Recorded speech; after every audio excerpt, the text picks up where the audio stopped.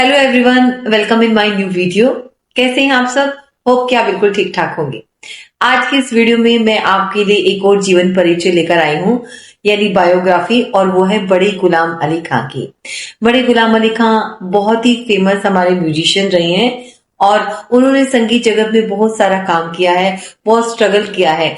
आज हम उनके बारे में जानेंगे और मैं आपको बता दूं कि इन जीवन परिचय में से आपकी एमसीक्यूज भी आते हैं और आपका 6 नंबर का क्वेश्चन भी आता है। कई बार ये 2 नंबर के क्वेश्चन में भी आ जाता है, तो आपको पूरा डिटेल में इसको पढ़ना है और जानना है कि आखिर बड़े गुलाम अली खां कौन थे और उनके बारे में क्या क्या हमने लिखना है, ये आप जानेंगे। जो आज इस चैनल से जुड़े हैं, चैनल को सब्सक्राइब करें और वीडियो को अंत तक जरूर देखें। जीवन परिचय को ना आप पॉइंट्स में भी लिख सकते हो, पैराग्राफ बनाकर भी लिख सकते हो, लेकिन उसमें सब कुछ सम्मिलित होना चाहिए, शामिल होना चाहिए जो उनके जीवन में हुआ है। जैसे उनका जन्म है, उनके फादर हैं, उनकी फैमिली है, उन्होंने क्या स्ट्रगल किया है, क्या अवार्ड्स हैं, उन्होंने कौन कौन सी जगह जाकर संगीत सीखा है, उनकी मृत्यु कब हुई, ये सब आपको डिटेल में जरूर देना है, तभी आपका ये क्वेश्चन पूरा होगा। तो आइए आज हम जानते हैं बड़े गुलाम अली खां के बारे में। जीवन परिचय में एक सबसे बड़ी बात होती है घराना की, वो किस घराने से बिलोंग करते हैं। घराना मैंने आपको बताया था कि मान लो एक फैमिली के फादर जो है वो संगीतज्ञ हैं, म्यूजिशियन हैं, उनके आगे जो पीढ़ी दर पीढ़ी चली आ रही है वो भी संगीत के क्षेत्र में ही आते हैं, तो वो एक घराना बन जाता है। तो आपको ये तीनों जो हमारी बायोग्राफी है, जीवन परिचय है, उनके घराने भी जानने हैं, उनके शिष्य भी जानने हैं और उनकी मृत्यु कब हुई, तो इस बारे में आपको पूरा डिटेल में पेपर में लिखना है। पेपर में आपको किस तरह से अटेम्प्ट करना है क्वेश्चन, आइए मैं आपको बताती हूँ। अली खां का परिचय, जीवन परिचय, उनकी बायोग्राफी मैंने बड़े ही आसान तरीके से एक एक लाइन छांट के लिखी है ताकि आपको बड़े आसानी से समझ में आ जाए। आप इसको ध्यान से सुनेंगे तो आपको बिल्कुल भी दिक्कत नहीं आएगी। तो चलिए करते हैं शुरुआत इनके जीवन परिचय को। सबसे पहले आप लिखेंगे जीवन परिचय। इनका जन्म जो है ना 2 अप्रैल 1902 लाहौर के निकट कसूर नामक गांव में हुआ था। कहां पर? 2 अप्रैल 1902, और कई लोग इसमें कंट्रोवर्सीज हैं, 1903 भी आ जाता है तो कोई बात नहीं, वो भी ठीक है। 1902 में लाहौर के निकट कसूर नामक गांव में हुआ था, जो कि पाकिस्तान में है। ये आपको याद रखना है, कसूर नामक गांव, और कहां पर था ये? लाहौर में। ये पंजाब घराने के थे, ये पटियाला घराना है, पंजाब घराना। आपको ये चीज बिल्कुल लर्न करनी है, पंजाब घराने के थे ये घराना। आपका 1 नंबर का क्वेश्चन भी आता है, पटियाला घराना आ जाए, पंजाब घराना आ जाए, तो आपको याद रखना है कि बड़े गुलाम अली खां की बात हो रही है। इसके बाद देखिए, इनके पिता का नाम अली बख्श था, उनके फादर जो थे ना उनका नाम अली बख्श था, और वो भी बहुत बड़े संगीतज्ञ थे। इनका परिवार संगीतज्ञों का परिवार था। तो होता है ना कि जिस फैमिली में अगर आप रह रहे हो तो थोड़ा बहुत आपको नॉलेज हो जाती है।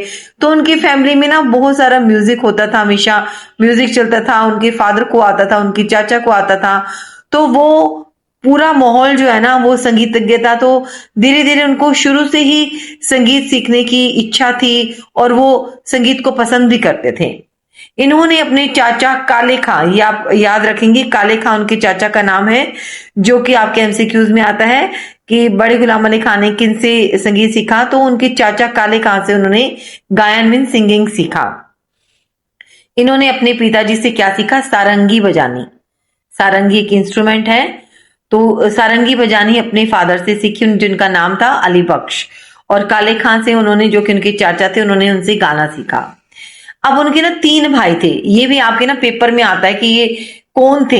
ये एक कभी कभी एक एक नाम आ जाता है, इनमें से एक भी नाम आ सकता है। तो देखिए, उनके जो 3 भाई थे, बरकत अली, मुबारक अली और अमान अली। कौन कौन? बरकत अली, मुबारक अली और अमान अली खां। इनमें से कोई भी नाम पूछ सकते हैं कि किनके भाई थे या बड़े गुलाम अली खां के भाई कौन थे, तो ये आप जान लीजिए, बरकत अली, मुबारक अली और अमान अली खां। ये तो था इनका जीवन परिचय। बहुत ही आसान तरीके से मैंने आपको बताया है कि उनका जन्म हुआ 2 अप्रैल 1902 में लाहौर में, और कसूर नामक गांव में हुआ। उनके ये पंजाब घराने के थे। फादर का नाम अली बख्श था और उनके परिवार में संगीतज्ञ थे और उनके चाचा का नाम काले खां था जिन्होंने उनसे सिंगिंग सीखी। उनके फादर से उन्होंने सरंगी बजाना सीखा। और ये 3 भाई बरकत अली, मुबारक अली खां और अमान अली खां। बहुत ही इजी है ये। सेकंड पॉइंट आप जो लिखेंगे है वो प्रगति की। उन्होंने संगीत की क्षेत्र में क्या क्या प्रगति की, क्या किस तरह से उन्होंने संगीत को आगे चलाया। तो सारंगी से इनको अच्छी आमदनी होने लगी क्योंकि वो सारंगी बजाना जानते थे और अपने परिवार को पालने के लिए उन्होंने सारंगी बजाना घर घर बजाना शुरू किया, जिससे लोग उनको पैसे देते थे और उनका घर का खर्च जो है ना बहुत बढ़िया तरीके से चलने लगा। सारंगी के साथ साथ उन्होंने अपने गायन से पंजाब के लोगों को प्रभावित किया। देखिए वो सारंगी तो अच्छी बजाते ही थे लेकिन सिंगिंग भी बहुत अच्छी करते थे, तो पंजाब के जो लोग थे ना वो उनसे बहुत प्रभावित हुए। उनको बहुत अच्छा लगने लगा उनकी सिंगिंग भी और सारंगी बजाना भी। तो कुछ समय अपने पिताजी के साथ गायन सीखने वो मुंबई आ गए। तो थोड़ा टाइम के बाद वो क्या किया, पंजाब से वो अपने फादर के साथ मुंबई में आ गए क्योंकि उनको आगे भी सिंगिंग सीखनी थी। कुछ समय बाद वापस फिर लाहौर आ गए। थोड़ा टाइम उन्होंने वहां से ट्रेनिंग ली, सीखे मुंबई में और फिर वापस लाहौर चले गए। तब तक इनकी प्रसिद्धि काफी बढ़ गई थी, तब तक वो बहुत फेमस हो चुके थे पंजाब में भी। सन 1945 में महात्मा गांधी जी ने उनको एक प्रशंसा पत्र लिखा। उनको ना एक संगीत सम्मेलन क्या होते हैं, एक कॉन्सर्ट होते हैं म्यूजिक के, जिसमें कि उनको बहुत गाने का मौका मिला, सारंगी बजाने का मौका मिला। तो वहां महात्मा गांधी जी ने भी उनको सुना तो उनको एक प्रशंसा पत्र लिखा। 1945 में 1945 में महात्मा गांधी जी ने उनको प्रशंसा पत्र लिखा। प्रशंसा पत्र क्या होता है, तारीफ की उनको एक लेटर भेजा। उनको 1946 से आकाशवाणी से बहुत सारे प्रोग्राम मिलने लग गए, बहुत फेमस हो गए। वो जगह जगह से उनकी कॉल आने लगी कि प्रोग्राम करके जाइए। तो 1946 में आकाशवाणी से उनको प्रोग्राम प्रसारित होने लगे। तो ये इनकी प्रगति थी। उन्होंने जो जो प्रोग्रेस की है, उन्होंने सारंगी भी बजाई, गायन भी किया। पंजाब में वो बहुत फेमस हुए। महात्मा गांधी जी ने 1945 में उनको पत्र लिखा और 1946 से उनको रेडियो यानी आकाशवाणी से प्रोग्राम भी मिलने लगे। अब देखेंगे कि उनका गायन, वो गाते कैसे थे, उनका क्या स्टाइल था, वो किस तरह से प्रैक्टिस करते थे, ये सब आज इसमें जानेंगे। गायन में आप रियाज करने पर बहुत जोर देते थे। रियाज होता है प्रैक्टिस करना, बार बार अभ्यास करना। वो बहुत रियाज करते थे। उनको लगता था कि जितना मैं रियाज करूंगा मेरी आवाज उतनी ही अच्छी जाएगी और मेरी सिंगिंग अच्छी होगी। ये 20 घंटे एक दिन में रियाज किया करते थे, यानी एक दिन के अंदर वो 20-20 घंटे बैठकर रियाज करते थे। तो देखिए जो इंसान 20 घंटे रियाज करेगा तो उसकी आवाज कितनी अच्छी होगी। उन्होंने कितनी मेहनत करी है इस चीज पर। इसके बाद देखिए आपके एक पास एक कानून नामक वाद्य यंत्र था। कानून एक उनका इंस्ट्रूमेंट था जिनको वो कानून बुलाते थे, उसी पर वो रियाज करते थे। अपना रियाज इसी के साथ करते थे। कानून नामक एक उनका एक इंस्ट्रूमेंट था जिससे वो रियाज करते थे। 1947 की विभाजन के बाद भारत छोड़कर वो कहां चले गए, कराची। 1947 के बाद वो कराची में पाकिस्तान में चले गए। कभी कभी वो संगीत सम्मेलन, म्यूजिक के कॉन्सर्ट में वो भाग लेने भारत भी आते थे, किंतु पाकिस्तान में उनका मन नहीं लगा। उनका मन ही नहीं लगा तो भारत सरकार ने उनसे विनती की कि आप फिर से मुंबई में आ जाइए। तो वो वापस से ना भारत में आ गए। इनकी दमदार आवाज थी, बहुत रोबदारी आवाज थी, रोब वाली। प्रत्येक स्वर को वो कणयुक्त बनाना इनके गायन की खासियत थी। उनके गायन का क्या खास चीज थी, जैसे आपने फैयाज खां में देखा ना, वो ध्रुपद और ख्याल गाते थे, तो जो कणयुक्त गाते थे। कण होता है, मैंने आपको डेफिनेशन में करा रखा है कि जब एक स्वर के साथ दूसरे स्वर को थोड़ा सा छुआ जाता है और फिर बोला जाता है ना, तो वो कर्ण होता है। तो वो इतने अच्छे तरीके से कर्ण लेते थे कि किसी को पता भी नहीं लगता था और उनका गायन इतना अच्छा हो जाता था। 1960 में उन्होंने फिल्म मुगले आजम, देखिए बॉलीवुड में जो एक मूवी आई है, आपने नाम जरूर सुना होगा, मुगले आजम, उन्होंने तानसेन का रोल अदा किया जिसमें उनको खूब वाहवाही मिली। तो उन्होंने इस रोल को, तानसेन के रोल को बहुत अच्छे से निभाया क्योंकि वो खुद बहुत अच्छे गाते थे ना। तो तानसेन जो हमारे हैं, इतने प्रसिद्ध हमारे संगीतज्ञ हैं, उनको उनका रोल करना और उनको अच्छे से निभाना ये बहुत बड़ी बात है। गायन के बिना वो रह ही नहीं सकते थे क्योंकि सिंगिंग उनकी नस नस में था। स्वरों का उनका पूरा अधिकार था, वो हर स्वर को अच्छे से जानते थे। मुश्किल से मुश्किल स्वर समूह भी आसानी से गा लेते थे क्योंकि वो इतना रियाज करते थे। उनके लिए स्वरों को गाना कोई मुश्किल चीज नहीं था, जितना बड़ा स्वर समूह वो उनको गा देते थे। और जो भी उनको सुनते थे ना, वो दांतों तले उंगलियां दबा देते थे, यानी कि वो जो ऑडियंस थी ना, वो हैरान होती थी कि बड़े गुलाम अली खां इतने अच्छे से कैसे गा सकते हैं। तो आपने ये देखा, उनका गायन रियाज पर वो बहुत जोर देते थे, 20-20 घंटे प्रैक्टिस करते थे। कानून उनका एक वाद्य यंत्र था, उन्हीं पे वो रियाज करते थे। 1947 के बाद वो कहाँ चले गए? पाकिस्तान।